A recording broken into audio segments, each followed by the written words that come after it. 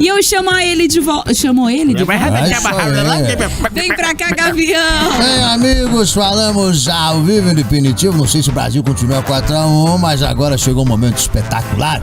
A entrevista de hoje é com ele, pastor maravilhoso, que nós temos um carinho especial. Lança mais um livro. Ele agora vem com a arte da vida, princípios para uma vida melhor. O nosso amigo, querido irmão, Pastor Bigar.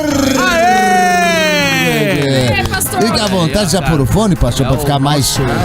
Cadê o fone? Tá aqui o fone, pastor. Regulagem aqui. Vamos ver. Chegou lá. Ai. É o nosso The Rock. Aê, The Rock. seja muito bem-vindo, Marcelo. Fez irmão teu na terra de Godata, né? É, e o Adão Negro também fez agora, né, pela DC. Oi, Marcelo! Hoje, o Marcelo tá aqui pra falar um pouco mais sobre o livro A Arte da Vida. Estamos aqui, ó, Da vida. com o livro em mãos. Verdade. O Marcelo Capa linda, tava né? contando aqui pra gente que já é o 31º? Isso, 31º. 31º. Conta pra gente um pouquinho sobre esse livro. Legal. Bom, deixa eu só contar a história toda aqui dos livros, né? Sim. Há uns 10 anos eu vi uma frase que mudou a minha história. Eu vi uma frase de que as pessoas estavam enriquecendo os cemitérios de suas cidades, que os cemitérios estavam se tornando lugares ricos. E eu falei, como assim, cemitério se enriquecendo? E a pessoa me falou que tava muita gente morrendo com dons, com talentos, e que não estavam tendo coragem de colocar pra fora esses dons. E aquilo mexeu comigo, porque eu falei, cara, será que por acaso tem alguma coisa dentro de mim que eu ainda não saiba? E eu comecei uma busca por Deus em relação a isso. E comecei a me apaixonar por leitura, eu não gostava de ler. Aí fui me apaixonando por leitura, por café sem açúcar. Abri um café em Curitiba. Ô, louco. E aí comecei a escrever. Que Escrevi legal. um livro, 2, 3, 4, 5. E na pandemia escrevi 7. Tinha uma opção, né? Fazer filho ou escrever livro. Então eu falei, cara... O Aragão fez 7 filhos. Ele intercalava. Agora eu vou fazer filho, agora eu Não vou fazer escrevi livro. uma linha. Filho. E aí foi. E nesse período eu acabei não só montando a minha editora, como eu entrei numa outra chamada LAM. E entrei nessa, que é a Thomas Nelson Brasil. Ela é uma das maiores do Brasil, uma das maiores do mundo, porque ela faz parte do grupo HarperCollins. E esse é meu terceiro livro por eles. Então, tô com uma agenda de lançamento de Rondônia a Porto Alegre, de outubro até dezembro, viajando todo final de semana, dia de semana aqui em Curitiba. Tá muito legal, porque é um livro bem interessante. E você dá palestra também. Também, tanto em igrejas quanto em empresas. Agora, como eu não estou mais full time numa igreja, eu tenho ido bastante para as empresas. Trabalhei 20 anos desenvolvendo as pessoas nas 3 áreas, corpo, alma e espírito. Só que era bem focado na igreja. Só que isso dá uma experiência muito forte quando se fala de relacionamento humano, né? Principalmente trabalho em equipe. E aí eu tô fechando alguns contratos, tá sendo bem legal. Ô, Bigatti, o que o legal. pessoal te procura mais, assim, pra a necessidade, assim, que as pessoas sentem? Oração. Porque você não é só o público da igreja em Não, si, né? não. Às vezes a pessoa pode não ser da igreja e, cara, tô precisando ouvir algo que pode me ajudar, vai me transformar. O que o povo mais te procura, assim? Então, na realidade, todo dia, às 7 da manhã, eu tenho um momento onde eu dou uma palavra no Instagram. Então, Show. os mais E ó, o diversos, Paulo né? concorre com a live do Paulo Musa, hein? Meu 7 da manhã. Deus, mas ele é fortão Ele tá na também. bicicletinha, eu vou começar a ficar na esteira, né? Pra ajudar. Ele faz sem camisa. Chama mais atenção. Mas não dá pra competir, o cara é um monstro, né? Não dá sim, Chego lá. Bigatti. Na realidade, por isso que eu comento aqui nesse livro sobre a arte da vida, princípios para uma vida melhor. As pessoas estão desequilibradas na vida. Elas cuidam de uma área, por exemplo, tá? Não é o que mais pedem, porque assim, é aberto. Mas eu acredito muito em bolsões de... Qual que é a palavra agora que fugiu? Fiquei assustado com você. Por causa desse efeito das pessoas. Bolsões de ar. Não, mas vamos lá. A gente tem dois compartimentos onde você ganha, ou você se sente energizado, ou a palavra não é energizado, mas você se sente motivado. E um outro bolsão que é quando suga a tua energia. Então, um exemplo. Para uma vida melhor, para uma vida tranquila, eu acredito que a gente tem que saber o que enche nosso tanque. O que enche nosso tanque emocional, lembre que é a palavra. Boa. Então, por exemplo, no meu caso, eu gosto de esporte, eu gosto de andar de moto, viajar com a minha esposa, de ler. Existem algumas coisas que eu gosto e me faz bem. Sim. Só que existem coisas que eu faço e que todo mundo faz que drena energia, que é normal. A Você minha é ficar do lado do Aragão. Que Acontece. dá a motivação pra ela continuar. Continuar. Então, só que qual é o problema do ser humano? É quando a pessoa começa a ter tanto trabalho que suga energia e ele diz o seguinte: ah, eu tenho muito trabalho, então eu não posso andar de moto. Eu tenho muito trabalho, eu não tenho tempo pra viajar ou pra fazer algumas coisas. Essa falta de equilíbrio faz o quê? A serotonina diminuindo no corpo, aí eu tô falando de parte física, né? Sim. Biológica, você diminui e isso te dá um estresse enorme e bate em todas as áreas. Então, eu sempre faço uma pergunta quando eu vou assim para um lugar: o que é mais importante para a pessoa, família ou trabalho? Aí a maioria fala assim: ah, família. Mas não é a prioridade. Então, depende do dia. Porque, por exemplo, se a família é importante, ter um bom trabalho para sustentar ela também é. Sim. Agora, quando eu tô com a minha casa, igual agora o que tá sendo importante para mim? Aqui é o trabalho. Trabalho. Eu tô divulgando um livro, eu tô viajando. Então, se eu ficar no celular falando com a minha esposa, eu vou estar roubando a minha energia na hora do trabalho. Mas quando eu chego em casa, se eu levo o celular pra casa e fico trabalhando na hora, eu tô roubando tempo com ela. E essa falta de equilíbrio faz a pessoa não ter uma vida legal. Porque com 20 aninhos, você ainda tem energia. Mas com 40, 45, vou fazer 48 daqui uma semana. Então você começa a ver pessoas sem pique, sem coragem. Aí eu falei, não, cara, tem como viver uma vida melhor. Né? Há um versículo que eu gosto muito que diz assim: não vos conformeis com esse mundo, mas transformai-vos pela renovação do seu modo de pensar, para que você possa experimentar qual é a boa, perfeita e agradável vontade que Deus tem pra gente. Então existe uma vida boa, mas em nenhum momento foi dito que seria uma vida sem desafios. Sem desafios. Uma vida fácil. Então assim, como é que eu faço pra enfrentar os desafios? Uma vez Jesus falou assim, né? Pô, você quer me seguir? Pega a tua cruz e me segue. Mas ele também falou assim: a sua cruz tem que ser leve, porque o meu fardo é leve. Aí eu vejo uma galera na igreja, fora da igreja, em qualquer lugar, com uma vida, tipo assim, um saco de vida. Ah, não aguento mais, não aguento minha família, não aguento meu trabalho, não aguento nada. Arrastado e sempre reclamando, né? Aí eu falo, cara, tem alguma coisa errada. E o que eu descobri? Que talvez essa pessoa esteja carregando uma cruz que não é dela. Porque se é a sua cruz, você vai superar esses desafios. Eles não são insuperáveis. E aí nesse livro eu compartilho alguns princípios sobre como trazer esse equilíbrio de volta para uma vida feliz, Pra uma sua vida. vida. E como mais uma vez, né? Vida feliz não significa vida sem desafios. Claro. Mas você consegue ter pique para enfrentar o desafio. E né, com dificuldades, né? Porque a dificuldade faz parte da nossa vida, Total. né? Não tem como. E a dificuldade que você faz a gente crescer realmente, né, Sabe uma Marcelo? coisa que eu fiz que me ajudou demais? Eu substituí a palavra problema por desafio na minha vida. Boa. Então, mas é coisa boba. Mas assim, ó, quando você diz eu tenho um problema, não parece que é tão grande? Problema. Quando você diz assim, cara, eu tenho um desafio, parece que está sendo puxado para resolvê-lo. É verdade. Então, quando eu fiz essa pequena mudança, ficou mais fácil. Então, às vezes, são pequenas atitudes que vêm na tua mente e te faz ter um dia ruim ou te faz ter um dia bom. E a opção é nossa, né? Exatamente. Que E legal. acontece muito também de colocar entre desafio e problema, você sempre agradecer, né? Eu sempre faço esse exercício quando eu acordo. 10 coisas que eu vou agradecer hoje. Porque a gente só reclama, sabe? Só reclamar, mas tem muita coisa boa que acontece no nosso dia. Uma delas é, nossa, ainda bem que o Aragão veio. Exatamente. Tipo, Chega em casa e agradece o Aragão. agradecer pela cama que eu dormi, De nada. agradecer pela casa que eu tenho, Sim. agradecer pelo café da manhã, agradecer por tomar um banho quentinho, agradecer por, meu irmão me trouxe hoje, não precisei vir de ônibus, não precisei pegar um Uber ou alguma coisa do tipo, né? Olha, o Aragão veio hoje. Então, tipo, agradecer por pequenas coisas também ajuda a você ter um dia melhor, né? Não só reclamar e colocar como desafio e problema, né? Show de É que bola. gratidão é um dos princípios que eu abordo aqui para você ter uma vida melhor.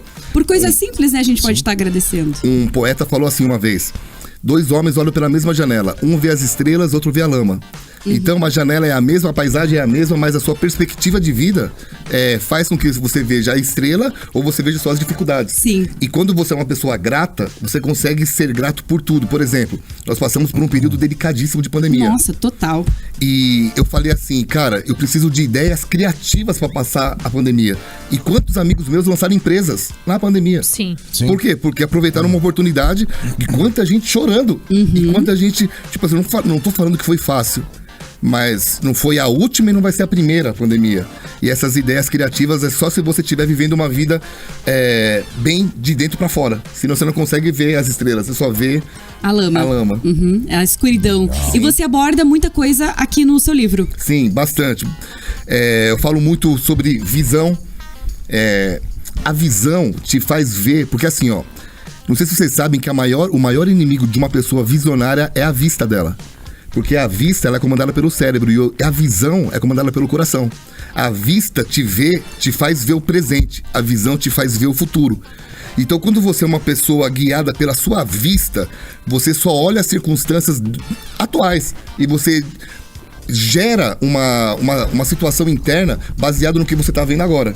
Quando você é uma pessoa de visão, você diz, cara, eu até estou passando por um momento delicado. Mas você sabe porém, lá na frente vai... E se você for estudar a história, uau, quantas pessoas superaram situações delicadíssimas na vida e venceram, né? Você vai lá pra história da Abraham Lincoln, o próprio Jobs sendo expulso da própria empresa, e você vê pessoas que tinham visão. Cara, isso não vai me fazer parar.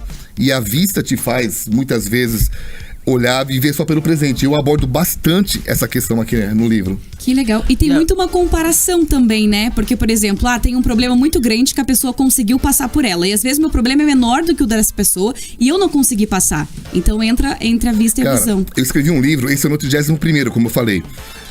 Eu não lembro que número que é, mas eu escrevi um livro falando da frustração à realização. Passos para evitar o estresse e a decepção na vida. E um dos passos que eu coloco na minha vida, assim, diariamente nunca se compare com ninguém. A comparação é uma droga. A comparação, ela te faz dar um tiro na sua identidade. E eu escrevi um outro livro chamado Identidade, Não Há Competição para Quem é Original. Então, quando você entende quem você é, você não vira uma cópia barata de alguém. Você é original. Nem todo mundo vai gostar de originais. Total. Mas a originalidade tem um preço, né? E esse preço é bem mais caro do que a cópia. Agora, Bigard, eu tô olhando aqui porque nós temos religiões diferentes, Sim. né? Eu sou espírita, você é da igreja evangélica. Rapaz. E eu tô lendo aqui, ó, olha só, eu tô lendo um livro que diz muita coisa parecida com o que você coloca aqui. E você coloca aqui, né?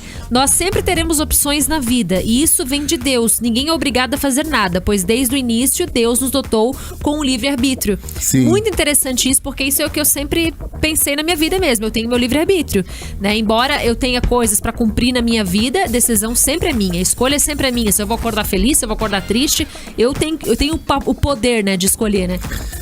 O poder de decisão, ele é muito sinistro, porque Deus respeita isso demais. Quando nós somos criados à imagem e semelhança dele, eu acredito nisso, no poder de olhar pra uma situação e falar, eu quero e eu não quero. Ele nunca insiste, ele nunca falou assim, é desse jeito e pronto, nunca foi um ditador, ele é um pai amoroso. Então, quando ele nos criou, eu acredito nisso. Todos os nossos dias foram escritos e determinados. Agora, eu posso alinhar minha vontade à vontade dele ou não. Eu posso viver do jeito que eu quero. Só que, no meu caso, o que eu fiz? Eu não queria chegar com 80 anos, 90 anos e me arrepender da minha vida. Então, eu falei assim, cara, eu quero alinhar minha vontade com aquilo que eu nasci. Só que Deus me levou por um caminho que eu tomei paulada a vida toda. Porque, primeiro, eu comecei a andar de skate com 13 anos. Hoje, skate é esporte olímpico. Na minha época era coisa maconheiro. de maloqueiro, maconheiro, vagabundo. Safá. Meu, eu era Samuel, skatista. Você não tem noção. Eu fui profissional, fui pra 2 mundiais e tal. Mas no começo foi muito punk. Só que eu segurei, fazia parte de mim. Depois, na época da faculdade, essa também é uma história legal. Eu não sabia o que fazer. Falei, o que eu vou ser na vida, cara? Aí eu descobri em São Paulo uma escola de artes chamada Pan-Americana de Artes, na Avenida Angélica, bem famosa, caríssima, era o preço de uma faculdade. Só que aquilo mexeu comigo. Eu falei, eu vou fazer artes. E eu fiz artes.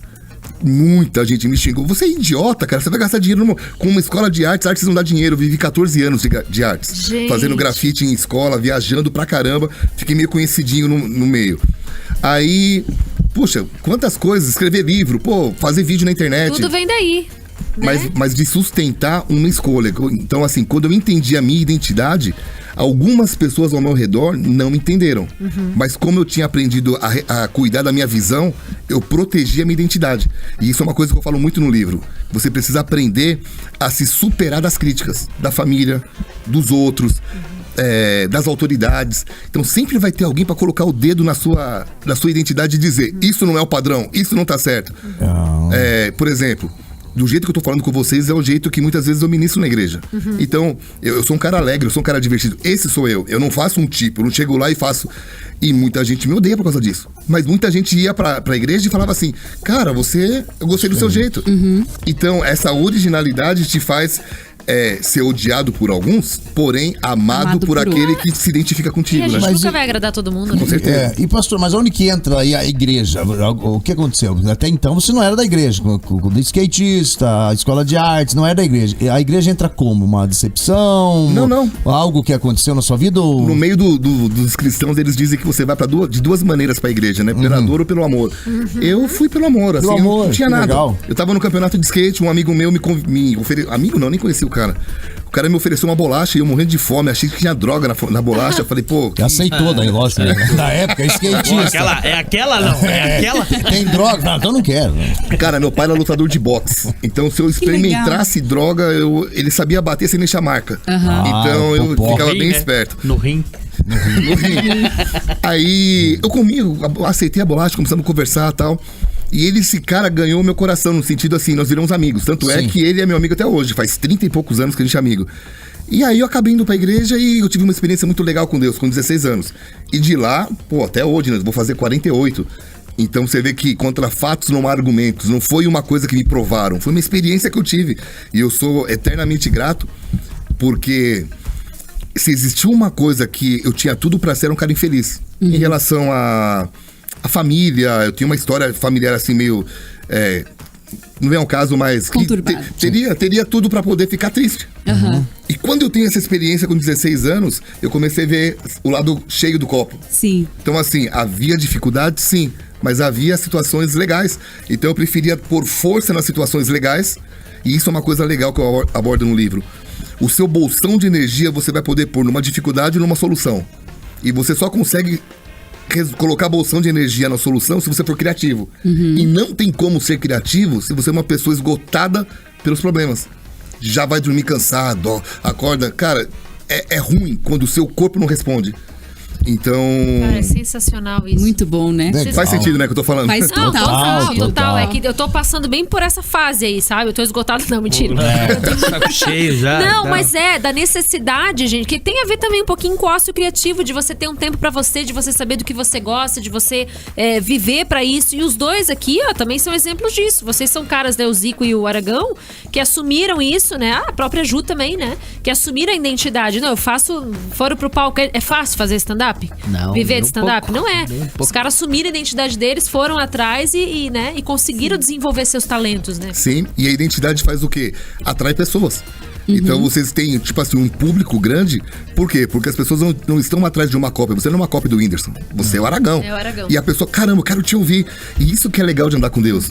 Porque quando ele te dá uma marca, essa marca, quando ela é valorizada, quando você é uma pessoa de visão e protege essa marca, ela atrai pessoas que valorizam quem você é e não o que você tem. E eu sempre digo, né? Se você quiser saber a quantidade dos seus amigos, dá uma festa. Se você quiser saber a qualidade deles, fique doente. E quando você descobre quem são os caras que estão com você em todas as situações, você vai perceber que são aqueles que te amam por que você é. Tendo dinheiro, não tendo, tendo fama, não tendo. Então a essência, isso que você falou é a palavra. A essência. A essência te protege de falsos amigos, te protege de uma vida chata, de uma vida... Mais uma vez, não tô falando de uma vida sem desafios. Eu tenho desafio pra caramba, imagina, eu tenho 4 filhos. Eu tenho a mesma esposa há 23 anos. Então, manter um casamento apaixonado há 23 anos tem que ser criativo. Né? Ô, Bicardi, deixa eu te fazer uma pergunta. Tem gente que passa a vida tentando se encaixar, né? Tenta se encaixar, eu quero fazer teatro. Não vou porque minha família acha que é melhor eu estudar medicina. Passa a vida assim. E tem gente que tá aos 40, aos 50 anos que ainda tenta se encaixar. Existe um limite pra você? Existe um período assim pra você? Não, eu tenho que me descobrir até aí. Ou você tem gente aí com 60, com 70 anos que descobre... Cara, você fez a pergunta pro cara certo. Opa, vamos lá. 60 Vamos já lá, é. eu fiquei 20 anos pastoreando uma igreja aqui em Curitiba, tá? E eu cheguei num lugar bem legal, num lugar onde, puxa, a igreja cresceu, tinha respeito e tal, tinha uma condição, uma segurança. E há 3 meses atrás eu senti de começar algo novo. Eu vou fazer 48 anos, eu tenho 4 filhos. Tipo assim, tudo que eu não precisava era se incomodar. era pular de um avião. Esses dias eu pulei fui fazer um primeiro salto de paraquedas, mas eu tinha um instrutor nas costas com paraquedas. O que eu fiz agora, eu pulei do avião sem nada. Mas eu não precisava. Ninguém me mandou embora, eu quis sair. Então, assim, nunca é tarde pra viver algo que mexe com que chama a sua atenção. Aí eu fui estudar algumas histórias e o comandante Sanders, eu acho que é Sanders, do KFC. Coronel Sanders. 65 anos que deu certo o KFC.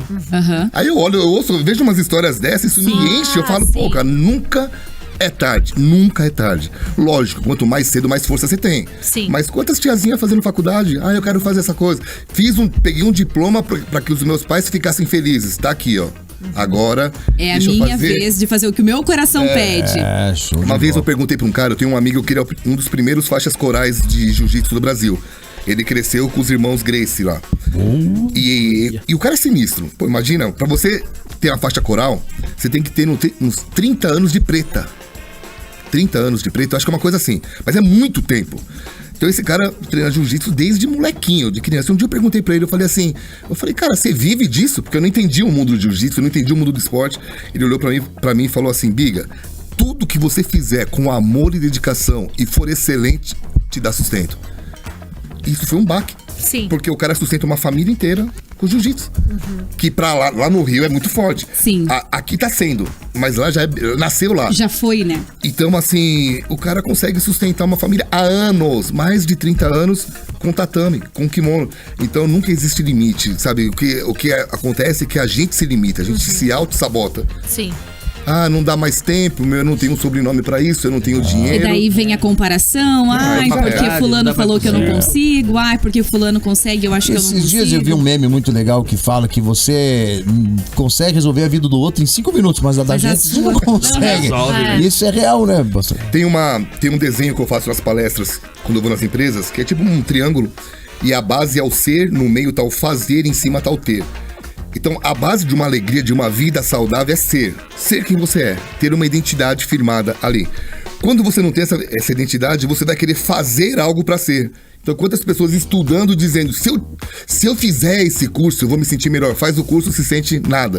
Ou se eu tiver esse carro, se eu tiver esse diploma, aí tem e não se sente, porque perde a base. Agora, me ocorreu uma coisa que a gente tá passando pelo Setembro Amarelo, né? Que fala tanto da valorização da vida, da importância de a gente ter saúde mental e tudo. E você acha que boa parte, assim, que a gente... Infelizmente, a gente tem um número alto de suicídios, né? Que não se fala nisso justamente pra não incentivar. A imprensa não fala, tem toda essa coisa. Mas é muito importante falar da saúde mental. Você acha que essa questão de a gente, às vezes, não saber de fato, né? Quem a gente é e de valorizar, tem um traço aí também. É mais fácil da pessoa entrar numa depressão, né? Total, nessa descoberta. Total.